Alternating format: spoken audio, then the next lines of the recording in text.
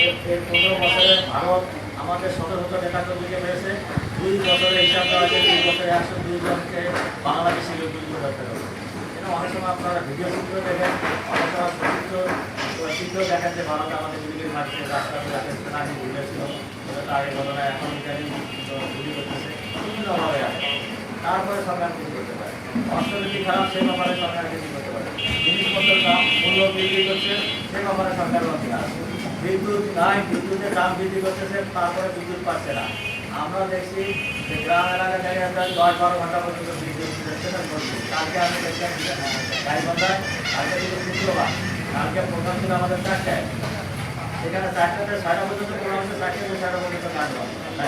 বারবার এই করা হয়েছে এই রাস্তায় নয়। এটা সিনেমা আছে, পাশাপাশি বিএনপির প্রতি সরকার এই যে গোয়েন্দা সংস্থা যারা আছে বিএনপির মিটিং হয়ে যাবে, কারণ এখানে আমরা আসি, ওরা জানে মিটিং আছে, এখানে প্রচুর কথা মিটিং, যাতে আমরা এখানে স্বাস্থ্যের কথা বলতে না পারি, যাতে একটা অনুষ্ঠান চিত্রকরণ করতে না পারি, এটা আমরা তাদের বলি কেমন করতে, যাতে একত্রিত হইতে না পারি, এই আন্দোলন করতে না পারি, বিভিন্নভাবে তারা এই কাজ করে।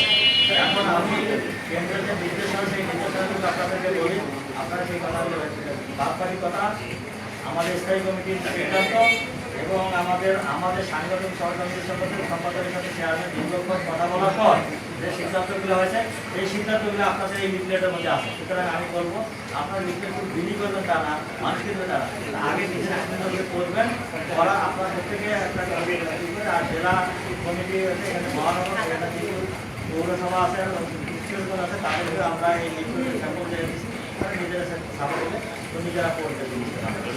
এখন আমাদের প্রথম পর্যায়ে যেটা আছে উপজেলা নির্বাচন, আমরা যেমন ছিলাম আমাদের জাতীয় নির্বাচন অংশগ্রহণ করি, সেই কারণটা এখনো আমাদের ভেতরে আছে।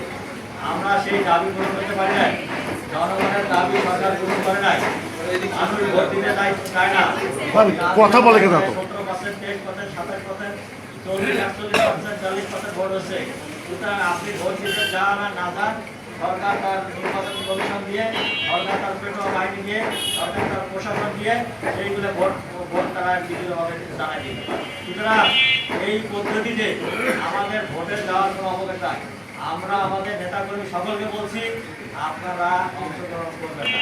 আমি দেখতে পাচ্ছি আপনাদের 30 তারিখের নির্বাচনে আপনাদের অলরেডি 22-23 তারিখ ছিল, 21 তারিখ ছিল ডেট, আপনারা সেখানে সাবমিট করেছেন এবং 30 তারিখ হলে উত্তর লাগবে না। এই জেলায় আমি দেখছি একজন আমাদের চেয়ারম্যান পদের প্রার্থী আমাদের জমা দিয়েছে, উনি আমাদের পার্টির যুগ্ম মহাসচিব, যুগ্ম সম্পাদক, উনি আবার আমাদের সাবেক এমপি, জেলা বিএনপি সাবেক সাধারণ সম্পাদক এবং কেন্দ্রীয় নির্বাহী কমিটির সাবেক সহ সম্পাদক। আমরা আমরা মনে করি এই পরিবারটা রাজনৈতিক পরিবার এবং এনারা এই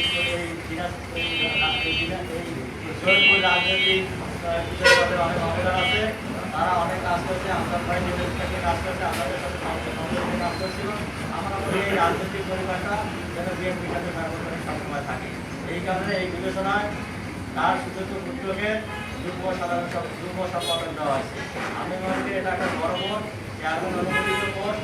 আমি মনে করি এই পোস্টের সম্মান প্রদর্শন করে, এই সম্মান করে উনি আমাদের এই মিটিং থেকে, আমি কেন্দ্রের পক্ষ থেকে, ভারপ্রাপ্ত পক্ষ থেকে, বিএনপি রণপুরের পক্ষ থেকে বা আপনাদের সকলের পক্ষ থেকে আমি এই ফ্যামিলিকে আমি আহ্বান জানাবো, অনুরোধ করবো তার জন্য তার পরিচয় নিয়ে আমাদের এক ব্যাপার আন্দোলন শরীর হয় এবং আপনাদের লিফলেটের মধ্যে আছে দেশ কথা, মানুষ কথা এবং এই দামের নির্বাচন আমরা সেটা বর্জন করলাম। কেন বর্জন করলাম তার কাহিনীগুলো আছে এই জন্য। আপনারা যারা আছেন দায়িত্বশীল আছেন, আপনারাও তাদেরকে বুঝাবেন, হয়তো না বুঝে করছে, হয়তো অনেক খেয়াল বুঝে মতো করছে, করবে হবে না, কিন্তু পার্টির সিদ্ধান্ত। আপনারা দেখছেন গতকাল সারা বাংলাদেশে 73 জনকে বহিষ্কার করা হয়েছে, নাম তুলে দেখছে। আমাদের এই বিভাগে প্রথম পর্যায়ে যেটা নির্বাচন হচ্ছে 8 মে নির্বাচন হচ্ছে, এই নির্বাচনে 15 তারিখ ছিল গণনার জমা দেওয়া। সেই সময় আমাদের পার্টি মৌখিকভাবে একটি সিদ্ধান্ত হয়েছিল, আমরা জানিয়ে দিয়েছিলাম সবাইকে ইফতারের সময়, ইফতার পার্টির সময় সবাইকে বলছিলাম যে আমাদের পার্টির সিদ্ধান্ত আমরা নির্বাচন করব না, আপনারা কেউ নির্বাচন করেন। আমি বলছিলাম মিটিংয়ে বলছিলাম সরকার পার্টিতে যারা গেছে আমরা যদি পার্টি চেয়ারম্যান আসতে পারবেন, আসতে দেওয়া হয় নাই। আসলে ওনার মুক্তি আপনার সব কথা বলতে পারতেন, শুনতে পারতেন। তারপর কি মাঝামাঝি বন্ধু রয়েছে আপনাদের সবচেয়ে সুন্দর একটা করেছে। যদি চেয়ারম্যান আসলে তারপরে আমরা ছিলাম, তো অনেক বড় উৎসাহ আমাদের চেয়ারম্যান আসলে আরো বিপুল হইতে জন্য আজকে এই প্রশাসন এটা বন্ধ করেছে।